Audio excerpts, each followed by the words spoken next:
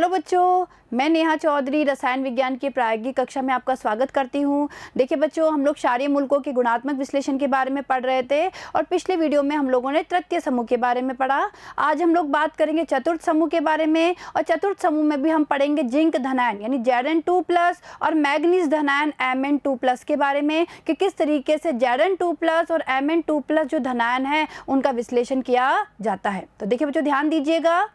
समूह 4 के धनायनों का विश्लेषण। देखिए बच्चों, क्या होता है, जब हमारा समूह थर्ड अनुपस्थित होता है तो उसके बाद हम अगले स्टेप पे आते हैं और अगला स्टेप हमारा क्या होता है, समूह 4 का परीक्षण। तो देखिए ध्यान दीजिए, समूह थर्ड अनुपस्थित रहने पर समूह 4 का परीक्षण करते हैं। इसके लिए समूह थर्ड के विलयन में कुछ समय के लिए H2S गैस प्रवाहित करते हैं। देखिए बच्चों, क्या करते हैं इसके लिए, भाई हम क्या करेंगे, जो समूह थर्ड से हमें जो विलयन प्राप्त हुआ है उसी में हम क्या करेंगे, हाइड्रोजन सल्फाइड गैस को कुछ समय के लिए प्रवाहित करेंगे। और देखिए फिर क्या होता है, वहाँ पे अवक्षेप आता है, यानी जैसे ही हम हाइड्रोजन सल्फाइड गैस को प्रवाहित करते हैं वह अवक्षेप आता है। तो देखिए, यदि कोई अवक्षेप आता है तो चतुर्थ समूह की पुष्टि होती है। श्वेत अवक्षेप Zn2+ को, मांस वर्णीय अवक्षेप Mn2+ को तथा काला अवक्षेप निकेल 2+ एवं CO2+ यानी कोबाल्ट 2+ की उपस्थिति को दर्शाता है। इन अवक्षेप से धनायनों का निश्चात्मक परीक्षण करते हैं। समझे बच्चों, क्या होता है, H2S गैस को प्रवाहित करने पर अगर श्वेत अवक्षेप आता है यानी वो Zn2+ के बारे में बताता है कि Zn2+ उपस्थित हो सकता है या जिंक धनायन उपस्थित हो सकता है। अगर मांस वर्णीय अवक्षेप आता है तो मैग्नीज के बारे में बताता है कि मैग्नीज उपस्थित हो सकता है। इसी तरीके से अगर काला अवक्षेप आता है तो हमें निकेल और कोबाल्ट के बारे में जानकारी देता है कि निकेल या कोबाल्ट जो धनायन है वो उपस्थित हो सकते हैं। और उसके बाद हम क्या करते हैं, इन अवक्षेपों को काम में लेकर निश्चात्मक परीक्षण लगाते हैं। तो देखिए बच्चों, सबसे पहले हम इनके परीक्षणों को समझ लेते हैं। तो देखिए आगे, देखिए बच्चों, इस टेबल से आप बहुत अच्छे से समझ सकते हैं कि किस तरीके से जिंक, मैग्नीज, निकेल और कोबाल्ट का परीक्षण किया जाता है। और देखिए हम एक एक को लेके यहाँ पे अध्ययन करेंगे। देखिए तो ध्यान दीजिएगा, ये समझना आपके लिए बहुत जरूरी है। सबसे पहले हम बात करेंगे Zn2+ के बारे में। अब देखिए बच्चों, जब हाइड्रोजन सल्फाइड गैस को प्रवाहित करने पर अगर श्वेत अवक्षेप आता है, इसका मतलब Zn2+ जिंक धनायन उपस्थित हो सकता है। ठीक है, अब हम आगे निश्चात्मक परीक्षण कैसे करते हैं, ध्यान दीजिए। अवक्षेप को तनु HCl में उबालकर घोलते हैं और विलयन को 2 भागों में बांटते हैं। हम क्या करते हैं, जो श्वेत अवक्षेप हमें प्राप्त हुआ है उसे तनु HCl में उबालकर घोल लेते हैं और अवक्षेप के 2 भाग कर लेते हैं या विलयन के 2 भाग कर लेते हैं। भैया वो विलयन हो गया। भाई जब अवक्षेप को हमने तनु HCl में उबाल के घोला तो विलयन हो गया और जो विलयन बना है उसके 2 भाग कर लेते हैं। अब देखिए, पहले भाग में सोडियम हाइड्रोक्साइड विलयन मिलाते हैं। सोडियम हाइड्रोक्साइड विलयन के आधिक्य में घुलनशील अवक्षेप Zn2+ आयनों की उपस्थिति संपुष्ट करता है। अब देखिए बच्चों, क्या करते हैं, पहले भाग में सोडियम हाइड्रोक्साइड विलयन मिलाते हैं और जैसे जैसे हम सोडियम हाइड्रोक्साइड विलयन की मात्रा बढ़ाते जाते हैं, या हम बोल सकते हैं कि सोडियम हाइड्रोक्साइड विलयन को जैसे जैसे हम आधिक्य में डालते हैं क्या होता है, घुलनशील अवक्षेप प्राप्त होता है, यानी जो श्वेत अवक्षेप है वो घुल जाता है। और ये किसकी पुष्टि या किसको बताता है, जिंक 2+ के बारे में, यानी जिंक 2+ या जिंक धनायन क्या है, निश्चित है। क्लियर है यहाँ तक का। आगे देखिए, दूसरा देखिए। अब देखिए दूसरा निश्चात्मक परीक्षण हम लोग क्या लगाते हैं, समझिए। दूसरे भाग को अमोनियम हाइड्रोक्साइड विलयन से उदासीन करके पोटेशियम फेरोसाइनाइड विलयन मिलाते हैं। अब देखिए दूसरे भाग में क्या करेंगे, सबसे पहले उसमें अमोनियम हाइड्रोक्साइड विलयन मिलाएंगे जिससे उसको उदासीन करेंगे, फिर उसमें पोटेशियम फेरोसाइनाइड मिलाएंगे। क्या होगा, नीलापन लिए श्वेत अवक्षेप प्रकट होता है। तो देखिए वहां पे भी श्वेत अवक्षेप आता है लेकिन वो कैसा होता है, नीलापन लिए हुए। तो इन दोनों से हमारी किसकी पुष्टि हो जाती है, Zn2+ की, यानी जिंक धनायन की। क्लियर है बच्चों यहाँ तक का। अब हम मैग्नीज का देख लेते हैं कि किस तरीके से मैग्नीज का परीक्षण करते हैं। अब देखिए बच्चों, जब हमने समूह थर्ड से जो विलयन हमें प्राप्त हुआ है उसमें हाइड्रोजन सल्फाइड गैस हमने प्रवाहित की और अगर वहाँ पे मांस वर्णीय अवक्षेप प्राप्त होता है यानी हमारा मैग्नीज धनायन Mn2+ उपस्थित हो सकता है, तो अब हम क्या करते हैं, अवक्षेप को तनु HCl में उबालकर घोलने के बाद सोडियम हाइड्रोक्साइड विलयन आधिक्य में मिलाते हैं। समझिए यहाँ पर भाई, यहाँ पे भी हम क्या करते हैं, अवक्षेप को तनु HCl में घोल लेते हैं उबालकर और सोडियम हाइड्रोक्साइड विलयन को अधिक के में मिलाते हैं, श्वेत अवक्षेप प्राप्त होता है। समझिए यहाँ पे श्वेत अवक्षेप प्राप्त होता है जो रखने पर भूरा हो जाता है। समझिए बच्चों, श्वेत अवक्षेप प्राप्त होता है जिसको थोड़े समय के लिए अगर रख दिया जाता है वो कैसा हो जाता है, ब्राउन, वो भूरा हो जाता है। तो इससे हमारा क्या पता लगता है कि वहाँ पे Mn2+ मैग्नीज धनायन उपस्थित है या निषेध है। क्लियर है, ये समझ में आया आपको। अब हम बात करेंगे निकेल और कोबाल्ट के बारे में कि किस तरीके से निकेल और कोबाल्ट का परीक्षण किया जाता है। समझिएगा बच्चों, समूह थर्ड से जो विलयन हमें प्राप्त होता है उस विलयन में H2S गैस प्रवाहित करने पर अगर काला अवक्षेप आता है तो देखिए बच्चों, काला अवक्षेप हमें ये बताता है कि वहाँ पे निकेल 2+ या कोबाल्ट 2+ धनायन उपस्थित हो सकते हैं। वापस ध्यान दीजिए भाई, समूह थर्ड हमारा अनुपस्थित है और समूह थर्ड के अनुपस्थित होने के बाद हम समूह फोर्थ का परीक्षण करते हैं। तो हम अगर H2S गैस प्रवाहित करते हैं और अगर काला अवक्षेप आता है तो क्या होता है, वहाँ पे निकेल धनायन और कोबाल्ट धनायन के बारे में बताता है कि निकेल धनायन और कोबाल्ट धनायन उपस्थित हो सकते हैं। अब देखिए आगे हम इसका परीक्षण करते हैं। देखिए क्या करते हैं, अवक्षेप को एक्वा रेजिया में घोलते हैं। देखिए तो जो काला अवक्षेप है उसे एक्वा रेजिया में घोलते हैं और समझिए एक्वा रेजिया क्या होता है, सांद्र HCl और सांद्र HNO3 इनका 3:1 में बना हुआ जो विलयन होता है वो एक्वा रेजिया होता है। वापस देखिए बच्चों, यहाँ पे बात हो रही है एक्वा रेजिया की, यानी सांद्र HCl और सांद्र HNO3 इनका विलयन होता है और जो इनका अनुपात होता है वो 3:1 होता है। यानी 3:1 में HCl और HNO3 का जो विलयन है, HCl तो 3 और HNO3 1, यानी इस अनुपात में जब होते हैं तो इनसे बना हुआ जो विलयन होता है उसे एक्वा रेजिया कहते हैं। तो हम क्या करते हैं, अवक्षेप को एक्वा रेजिया में घोलते हैं और फिर विलयन को शुष्क होने तक गर्म कर ठंडा होने देते हैं। फिर देखिए अवशेष को जल में घोलकर विलयन को 2 भागों में विभाजित करते हैं। पहला देखिए, पहले भाग में क्या होता है, विलयन के पहले भाग में अमोनियम हाइड्रोक्साइड विलयन तब तक मिलाते हैं जब तक यह क्षारक ना हो जाए।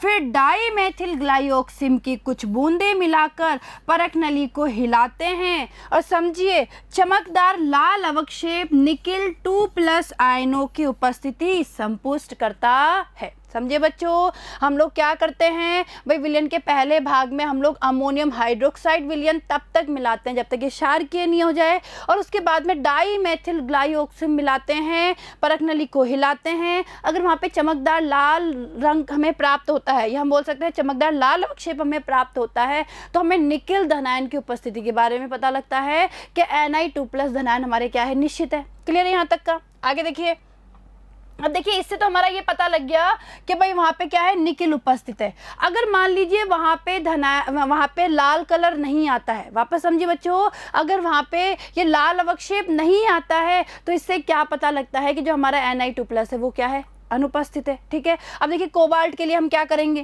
भाई, दूसरे भाग को अमोनियम हाइड्रोक्साइड विलयन से उदासीन कर इसे तनु एसिटिक अम्ल से अम्लीकृत करते हैं और ठोस पोटेशियम नाइट्राइट मिलाते हैं और समझिए पीला अवक्षेप, अगर पीला अवक्षेप आता है तो कोबाल्ट धनायन जो हमारे आयन हैं उनकी उपस्थिति को संपुष्ट करता है।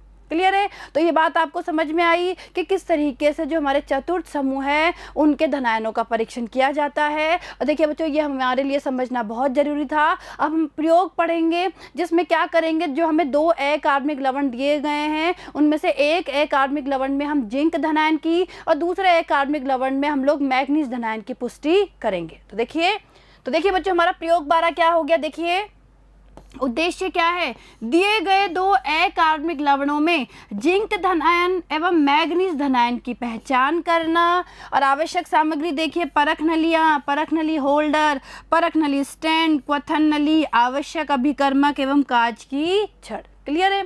आगे देखिए, अब देखिए बच्चों सबसे पहले जिंक के परीक्षण के बारे में पढ़ेंगे जो हम समझ के आए हुए हैं। और देखिए बच्चों यहाँ पे हम कैसे करेंगे, यानी जो हमें अकार्बनिक लवण दिया जाएगा उसमें हम क्या करेंगे, क्रमबद्ध अध्ययन करेंगे। सबसे पहले हम प्रथम समूह का करेंगे, फिर द्वितीय समूह का, फिर तृतीय समूह का। देखिए ध्यान दीजिए बच्चों, देखिए प्रारंभिक परीक्षण देखिए, लवण के मूल विलयन में HCl डालने पर क्या होगा, कोई अवक्षेप नहीं आता है, प्रथम समूह अनुपस्थित है। ठीक है, दूसरा देखिए, उपरोक्त विलयन में जल मिलाकर गर्म करते हैं, फिर H2S गैस प्रवाहित करने पर। अब हम क्या करेंगे, जो उपरोक्त विलयन प्राप्त हुआ है इसको जल मिलाकर गर्म करते हैं, H2S गैस इसमें प्रवाहित करते हैं, कोई अवक्षेप नहीं आता, द्वितीय समूह भी हमारा क्या है, अनुपस्थित है। आगे देखिए, अब हम क्या करेंगे,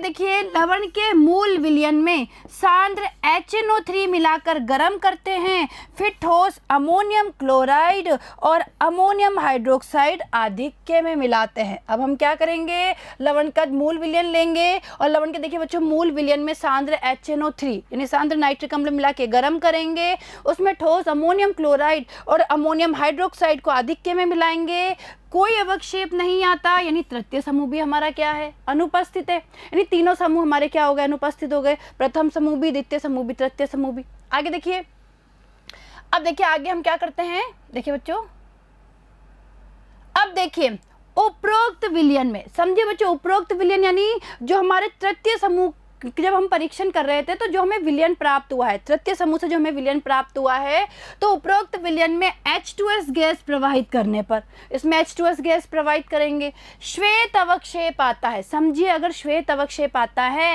यानी चतुर्थ समूह में Zn2+ हो सकता है। हमने पढ़ा था ना कि अगर वहाँ पे श्वेत अवक्षेप आता है तो वो हमें जिंक धनायन के बारे में बताता है, यानी चतुर्थ समूह में Zn2+ हो सकता है। आप देखिए निशात्मक परीक्षण देखिए इसका, देखिए जो निशात्मक परीक्षण देखिएगा, देखिए श्वेत अवक्षेप को तनु HCl में उबालकर घोल लेते हैं तथा विलयन के 2 भाग करते हैं। पहले भाग में सोडियम हाइड्रोक्साइड विलयन आधिक्य में मिलाते हैं। क्या होगा, श्वेत अवक्षेप सोडियम हाइड्रोक्साइड में घुल जाता है और इससे क्या पता लगा, हमारा जिंक धनायन निश्चित है। ठीक है, इसी तरीके से आगे देखिए, दूसरे भाग को समझिए, यहाँ पर दूसरे भाग को अमोनियम हाइड्रोक्साइड विलयन से उदासीन कर पोटेशियम फेरोसाइनाइड विलयन मिलाने पर क्या होता है, नीलापन लिए श्वेत अवक्षेप आता है, इससे भी हमारा जिंक धनायन क्या हो गया, निश्चित। क्लियर है, तो ये चीज़ आपको समझ में आई होगी कि किस तरीके से हम लवण में जिंक का परीक्षण करेंगे। अब आगे देखिए, अब देखिए बच्चों, Zn2+ आयन के परीक्षण में होने वाली अभिक्रियाएं, देखिए बच्चों अभिक्रियाएं आपको पता होनी चाहिए। और देखिए बच्चों, मैंने आपको बताया भी था कि जो हमारे चतुर्थ समूह के जो धनायन होते हैं वो सल्फाइड के रूप में अवक्षेपित होते हैं। तो यानी जिंक किस रूप में अवक्षेपित होगा, जिंक सल्फाइड के रूप में, क्योंकि हम H2S गैस प्रवाहित करते हैं। तो देखिए ये जिंक सल्फाइड के रूप में अवक्षेपित हो गया। हम क्या करेंगे, जो श्वेत अवक्षेप था वो जिंक सल्फाइड का था, इसमें हम 2HCl, देखिए बच्चों ध्यान दीजिए, हमने पढ़ा था ना कि हम क्या करते हैं, समझिए हम क्या करते हैं, देखिए बच्चों समझने की कोशिश कीजिएगा। हम क्या करते हैं भाई, श्वेत अवक्षेप को तनु HCl में उबालकर घोल लेते हैं, हमने ये किया ना। तो यानी क्या है, जो जिंक सल्फाइड है उसको HCl के साथ हम क्या करेंगे, गर्म करेंगे, ये बन गया ZnCl2+ H2S, यानी हाइड्रोजन सल्फाइड गैस निकल गई और जिंक क्लोराइड हमारा क्या हो गया, बन गया जिंक क्लोराइड यहाँ पे। यानी कहने का मतलब है हमारा जो श्वेत अवक्षेप है वो घुल गया, किसमें घुल गया, HCl में। अब देखिए हम इसमें क्या मिलाते हैं, समझिए हम इसमें क्या मिलाते हैं, पहले भाग में यानी 2 भाग करेंगे, पहले भाग में सोडियम हाइड्रोक्साइड मिलाते हैं। तो देखिए तो समझिए, यहाँ पर हम जैसे ही NaOH मिलाएंगे तो जो ZnCl2 है, जिंक क्लोराइड और 2NaOH, इनके बीच में अभिक्रिया होगी और ये जिंक हाइड्रोक्साइड बन गया। ठीक है, Zn और OH का होल ट्वाइस प्लस 2NaCl बन गया। अब हम इसमें क्या करेंगे, आधिक्य में, देखिए बच्चों समझिए NaOH को हम आधिक्य में मिला रहे हैं, तो यानी जो हमारा ये जिंक हाइड्रोक्साइड बना है ये भी NaOH के साथ अभिक्रिया करेगा और ये देखिए क्या बन गया, sodium zincate, Na2ZnO2, sodium zincate plus 2H2O। इसका मतलब क्या हुआ कि जो भाई हमारा जो श्वेत अवक्षेप है वो NaOH में क्या हो जाता है, घुल जाता है। ठीक है भाई, हमने पढ़ा था ना यहाँ पे कि श्वेत अवक्षेप सोडियम हाइड्रोक्साइड NaOH में घुल जाता है। ठीक है, तो इस तरीके से वहाँ पे सोडियम जिंकेट बनता है। आगे देखिए, दूसरे भाग में हम क्या करते हैं, देखिए बच्चों भाई अगर आप ध्यान से देखेंगे तो हमने क्या पढ़ा था, हमने पढ़ा था कि दूसरे भाग में हम क्या करते हैं, अमोनियम हाइड्रोक्साइड विलयन डाल के उसको उदासीन करते हैं और फिर पोटेशियम फेरोसाइनाइड मिलाते हैं। तो देखिए क्या होगा, जो ZnCl2 है, 2ZnCl2, वो देखिए इससे अभिक्रिया करेगा पोटेशियम फेरोसाइनाइड के साथ, और देखिए हमारा इस तरीके से ये संकुल बनेगा। ये संकुल बन गया हमारा, और इस संकुल का नाम क्या है? देखिए बच्चों, अगर इस संकुल के नाम की अगर हम लोग बात करें तो इसका नाम क्या हो जाएगा? इसका नाम देखिए क्या है, जिंक हेक्सासाइनोफेरेट। ये हमारा जिंक हेक्सासाइनोफेरेट है। देखिए मैं नाम लिख रही हूँ, जिंक हेक्सासाइनोफेरेट, ठीक है। यानी इस तरीके का हमारा ये संकुल बनेगा, और 4KCl। और देखिए तो जो ये संकुल बना है, इस संकुल के कारण ही क्या होता है, नीलापन लिए हुए श्वेत अवक्षेप हमें प्राप्त होता है। देखिए हमने पढ़ा था ना भाई, नीलापन लिए हुए श्वेत अवक्षेप प्राप्त होता है, तो वो इस संकुल के कारण हमें प्राप्त होता है। क्लियर है? आई समझ में आपको कि किस तरीके से वहाँ पे जिंक की अभिक्रियाएं होती है। तो चलिए आगे। अब देखिए, अब पढ़ेंगे मैग्नीज का परीक्षण। देखिए बच्चों, मैग्नीज का परीक्षण भी इसी तरीके से होता है, स्टेप बाय स्टेप। देखिए ध्यान दीजिएगा। देखिए प्रारंभिक परीक्षण, देखिए बच्चों सबसे पहले मैग्नीज के लिए, इसमें भी वही क्रमबद्ध अध्ययन करेंगे। देखिए लवण के मूल विलयन में HCl डालने पर कोई अवक्षेप नहीं आता, प्रथम समूह अनुपस्थित। आगे देखिए, उपरोक्त विलयन में जल मिलाकर गर्म करते हैं, फिर H2S गैस प्रवाहित करने पर कोई अवक्षेप नहीं आता, द्वितीय समूह भी हमारा अनुपस्थित है। इसी तरीके से देखिए, लवण के मूल विलयन में सांद्र HNO3 मिलाकर गर्म करते हैं, फिर ठोस अमोनियम क्लोराइड और अमोनियम हाइड्रोक्साइड आधिक्य में मिलाते हैं, कोई अवक्षेप नहीं आता, तृतीय समूह भी हमारा क्या हो गया, अनुपस्थित हो गया। आगे देखिए, अब आगे देखिए बच्चों, उपरोक्त विलयन में H2S गैस प्रवाहित करने पर, अब देखिए मास वर्णीय अवक्षेप आता है। समझिए बच्चों, अगर वहां पे मास वर्णीय अवक्षेप आता है, यानी चतुर्थ समूह में मैग्नीज धनायन Mn2+ हो सकता है। और आगे देखिए निश्चयात्मक परीक्षण, देखिए इसका अवक्षेप को, जो मास वर्णीय अवक्षेप प्राप्त हुआ है, अवक्षेप को तनु HCl में उबाल कर घोल लेते हैं, फिर सोडियम हाइड्रोक्साइड विलयन आधिक्य में मिलाते हैं। क्या होगा, श्वेत अवक्षेप आता है, जो रखने पर कैसा हो जाता है, भूरा, यानी Mn2+ निश्चित, यानी जो हमारा मैग्नीज धनायन है वो क्या है, निश्चित है। क्लियर है? आया समझ में ये आपको? आगे देखिए, अब देखिए मैग्नीज धनायन के परीक्षण में होने वाली अभिक्रियाएं। तो देखिए बच्चों, अब हम बात करेंगे कि जो मैग्नीज आयन है उसके परीक्षण में क्या क्या अभिक्रियाएं होती है। और देखिए बच्चों, मैंने आपको बताया था कि जो मैग्नीज है भाई, मैग्नीज चतुर्थ समूह का है, यानी ये भी मैग्नीज सल्फाइड के रूप में अवक्षेपित होगा। यानी वहां पे जो मास वर्णीय अवक्षेप आता है, समझिए बच्चों, जब हमने H2S गैस प्रवाहित की और जो मास वर्णीय अवक्षेप आता है वो किसका आता है, मैग्नीज सल्फाइड का। तो देखिए मैग्नीज सल्फाइड का अवक्षेप आया, इसे हम किस में घोलते हैं, HCl में। तो देखिए अभिक्रिया देखिए, MnS यानी मैग्नीज सल्फाइड प्लस 2HCl, क्या बन गया, मैग्नीज क्लोराइड प्लस H2S। ठीक है, हमने घोल लिया। अब क्या करेंगे, ये जो विलयन बना है, जो विलयन बना है उसमें हम क्या करते हैं, NaOH डालते हैं, सोडियम हाइड्रोक्साइड। तो देखिए अभिक्रिया क्या होती है, MnCl2 प्लस 2NaOH। समझिए बच्चों, हमने उस विलयन में NaOH डाला, तो देखिए क्या बन गया, मैग्नीज हाइड्रोक्साइड बन गया। और देखिए इस मैग्नीज हाइड्रोक्साइड के कारण श्वेत अवक्षेप आता है प्लस 2NaCl। अब देखिए जो समझिए, जो ये मैग्नीज हाइड्रोक्साइड बना है, अगर इसे कुछ समय के लिए रख देते हैं तो क्या होता है, ये वायुमंडल के ऑक्सीजन से ऑक्सीकृत हो जाता है और जल योजित मैग्नीज डाइऑक्साइड बनता है। तो देखिए यहाँ पर MnOH का होल ट्वाइस यानी मैग्नीज हाइड्रोक्साइड है, और ये देखिए ऑक्सीजन है, क्या होगा यहाँ पे MnO और ये क्या है, OH का होल ट्वाइस। यानी कहने का मतलब है ये हमारा क्या बन गया, ये हमारा जल योजित मैग्नीज डाइऑक्साइड बन गया। समझे बच्चों, जल योजित मैग्नीज डाइऑक्साइड बन गया। और इसी के कारण क्या होता है, जो श्वेत अवक्षेप होता है वो थोड़े समय के लिए रखने पर भूरा हो जाता है। भाई हमने पढ़ा था ना, देखो जो ध्यान दीजिए, हमने क्या पढ़ा था कि अवक्षेप को तनु HCl में उबाल कर घोलते हैं, इसमें NaOH सोडियम हाइड्रोक्साइड विलयन आधिक्य में मिलाते हैं, श्वेत अवक्षेप प्राप्त होता है जो कि कैसा हो जाता है, रखने पर भूरा हो जाता है। तो देखिए श्वेत अवक्षेप तो इसके कारण आता है, मैग्नीज हाइड्रोक्साइड के कारण, और थोड़ी देर रखने पर भूरा क्यों हो जाता है, क्योंकि वहाँ पे जल योजित मैग्नीज डाइऑक्साइड का क्या होता है, निर्माण।